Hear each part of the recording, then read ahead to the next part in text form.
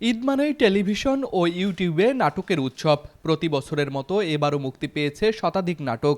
তবে নানা ঘরানার গল্প থাকলেও দর্শকদের মন জয় করেছে পারিবারিক আবেগঘন গল্পের নাটকগুলো।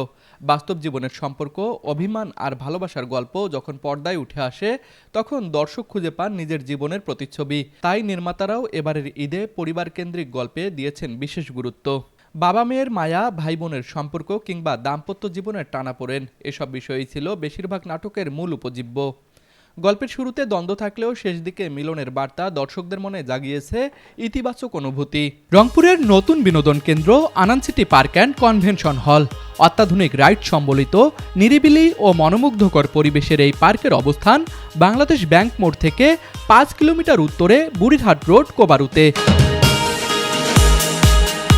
আনন্দ city park and convention hall বিনোদনের বিশ্বস্ত ঠিকানা।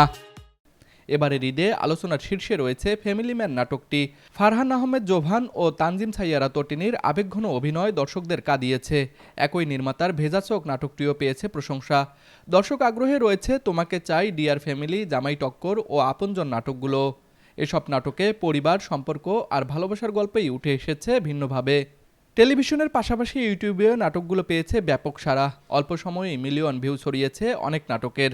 সামাজিক যোগাযোগ মাধ্যমেও চলছে আলোচনা। সব মিলিয়ে বলাই যায়, এবারের ঈদ নাটকে বিনোদনের সঙ্গে সবচেয়ে বেশি জায়গা করে নিয়েছে পরিবার আর আবেগের গল্প, যা ছুঁয়ে গিয়েছে দর্শকদের হৃদয়। তুষার আচার্য, বিনোদন ডেস্ক, RCTV।